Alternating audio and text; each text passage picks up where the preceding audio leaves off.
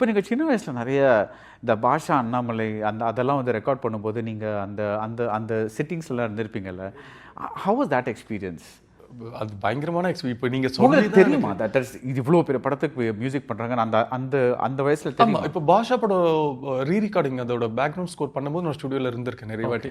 So you know. நான் தெரியும், நான் கூட பார்த்து நான் ரொம்ப சின்ன வயசில் ஸோ வந்து ஆட்டோ டிரைவராக ஒரு கெட்டப்பில் பார்த்துட்டு ஒரு ஸ்கூலுக்குலாம் போயிட்டு ஒரு சண்டே இல்லை ஒரு நெக்ஸ்ட் டே லீவில் இருக்கும்போது திரும்ப ஸ்டுடியோ போகும்போது திடீர்னு தாடி வச்சுட்டு இருக்காரு. நான் அப்புறம் அப்பா கிட்டலாம் கேட்டிருக்கேன், என்னப்பா இவருக்கு ஆட்டோ ஓட்டியே தாடி வளர்ந்துச்சு அப்படின்னு. நம்மளுக்கு கதை தெரியாது. ஸோ சொன்னேன் பெரிய படம் சூப்பர் படம் அப்படின்னு தேவப்பெல்லாம் சொல்லிட்டு இருந்தார். பட் அப்போவே சூப்பர் ஸ்டார் தானே. ஸோ அவர் ஒரு பெரிய ஹீரோன்றது தெரியும். ஸோ அவரோட படம் ரீரிகார்ட் நடந்ததுக்கு இது ஒரு பெரிய படம் தெரியும். பட் அது ஹிட் ஆகும், அது பெருசாக பூம் ஆகுன்றது நம்மளுக்கு அந்த அளவுக்கு நாலேஜ் இல்லை அந்த டைமில். பட் அது பார்த்து இப்போ ஜென்ரலாக ஒரு படத்துக்கு ஒரு ஒர்க் பண்ணும்போது ஒரு நம்பர் ஆஃப் ஆர்கெஸ்ட்ரா இருப்பாங்க, இவ்வளோ தான் வயலின்ஸ், இவ்வளோ தான் கீபோர்ட்ஸ்னு.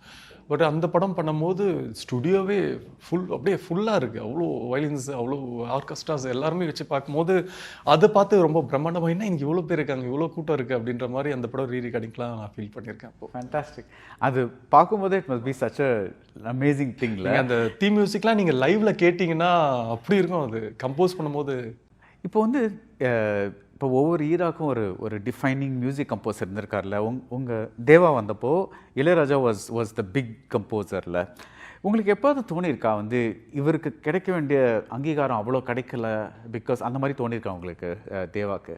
அது இப்போ நம்ம அவர் தேவாப்பா ஃபேமிலியில் இருக்கிறதுனால ஸோ அவர் வீட்டுக்கு நிறைய ஃபேன்ஸ் வர்றது, ஸ்டுடியோக்கு வர்றது, ஸோ அவர் படம் ஹிட் ஆகுது, நம்ம இந்த சர்க்கிள்லேயே இருக்கிறதுனால ஹிட்டெல்லாம் பார்த்துட்டு இருக்கிறதுனால இவருக்கு இன்னும் அங்கீகாரம் கிடைக்கல கம்பேர் டு ராஜா சார் அப்படின்னு நம்மளால கம்பேர் பண்ண முடியல. ஆல்ரெடி ஹிட்டில் இருக்காரு, நிறைய Rajini sir, Kamal sir, Vijay sir, Ajith sir எல்லாரோட படமும் பண்ணிட்டு இருக்காரு. ஸோ ஒரு ஹிட் ஜோனில் தான் இருக்காருன்ற மாதிரி அந்த டைமில் போயிட்டு இருந்தது. பட் இப்போ நான் யோசிக்கும் போது அது கொஞ்சம் அவரோட, ஏன்னா எல்லாருமே அவர் வந்து ஒரு கானா மியூசிக் டைரக்டர் அப்படின்னு, கானா சாங்கில் ரொம்ப கிங் அப்படின்வாங்க.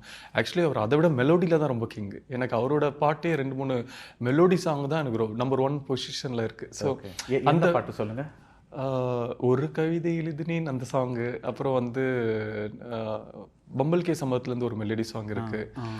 ஸோ அந்த மாதிரி சகல கலா வல்லவனின்னு சொல்லிட்டு ஒரு சாங்கு. ஸோ அந்த மாதிரி நிறைய சாங்ஸ் என்னோட ஃபேவரட்டாக இருக்கும். டியூன்ஸை நீங்கள் கீபோர்டில் வாசிச்சு பார்க்கும்போது தெரியும் இப்படி கம்போஸ் பண்ணியிருக்காரு அப்பா அப்படின்னு. இந்த பாட்டு ரொம்ப சூப்பரான பாட்டு ஆக்சுவலி, அந்த வெள்ளரிக்கா பிஞ்சு வெள்ளரிக்கா. That's very very beautiful song. Actually கானா சாங்லேயே ஒரு மெலோடி இருக்கும். அது வந்து அந்த மெலோடியாக அந்த கானா இருக்கிறதுனால தான் அந்த கானா அந்த அளவுக்கு போய் ரீச் ஆகிருந்தது.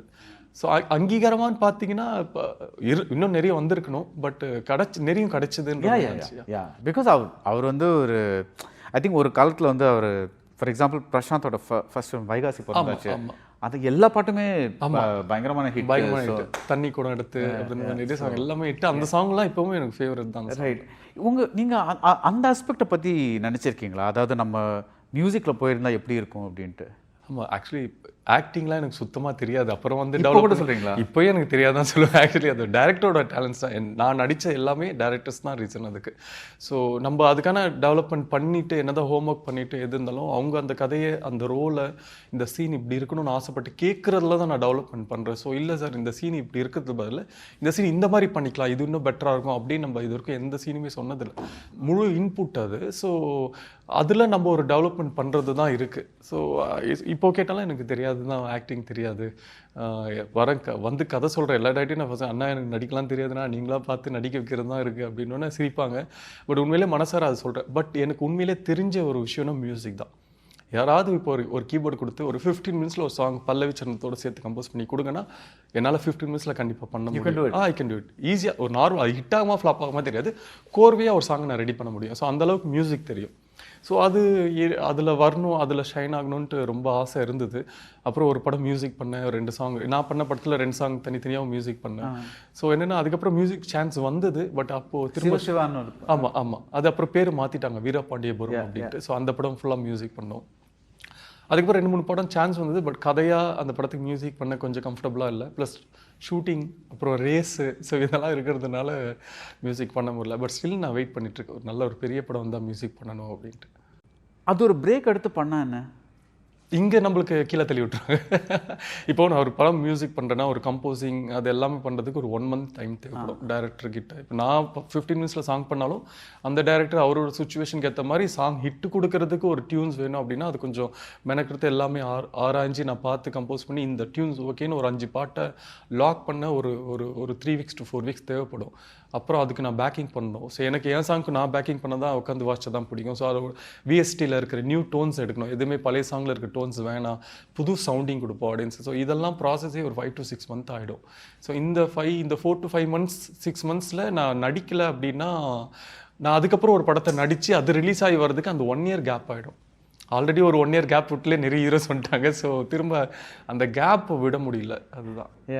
ஆக்சுவலி நீங்கள் வந்து மியூசிக்கில் ஏதாவது ஒரு ட்ரைனிங் இருந்ததா? லைக் அந்த இந்த ட்ரினிட்டி, ஆமா, லண்டன் ட்ரினிட்டி காலேஜில் 5th grade வரைக்கும் பண்ணேன். அது 5 years. ஸோ தட் அந்த ட்ரைனிங்கில் தான் யூஆர் சேயிங். இல்லை அது வந்து என்னோட மாஸ்டர் அப்துல் சத்தார்னு சொல்லிட்டு ஒரு பெரிய லெஜண்ட் மாஸ்டர். ஸோ அவர்கிட்ட அது கிளாஸ் அது என்னன்னா வந்து லைக் இப்போ நான் வந்து ஒரு ஏதாவது ஒரு மியூசிக் காலேஜுக்கு நான் வந்து ஒரு டீச்சராக போகலாம்.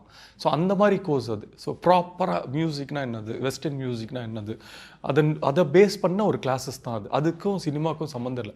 அது வந்து பேசிக். அதில் வந்து எல்லாமே கற்றுக்கலாம். அதுலேருந்து வெளியில் வந்து சினிமாக்கு ஏற்ற பாட்டு நான் பண்ணணும் அப்படின்னா அதுக்கு வந்து முழுக்க முழுக்க என்னோட ஃபேமிலி இது தேவப்பா, அப்புறம் ஸ்ரீகாந்த் தேவாண்ணா, அவர் என்ன ஒர்க் பண்ணுறாரு, எந்த டோன்ஸ் யூஸ், அப்புறம் போபோ சசி அப்படின்னு சொல்லி அவர் கூட தான் ரொம்ப கற்றுக்கிட்டேன் ஆக்சுவலி. முரளியா படோசன். ஸோ அவரோட ப்ரோக்ராம்ஸ் எப்படி பண்ணுறாரு, எப்படி அதை ஒரு டோன் எடுத்தாலும் அதில் ரிவர்ப்ஸ் அண்ட் டிலேஸ் எல்லாம் என்ன யூஸ் பண்ணுறாங்க, அந்த ப்ராசஸ் தான் எனக்கு வந்து இந்த மியூசிக் படத்துக்கு மியூசிக் பண்ணுறதுக்கு ஹெல்ப்ஃபுல்லாக இருந்துச்சு. ஓகே.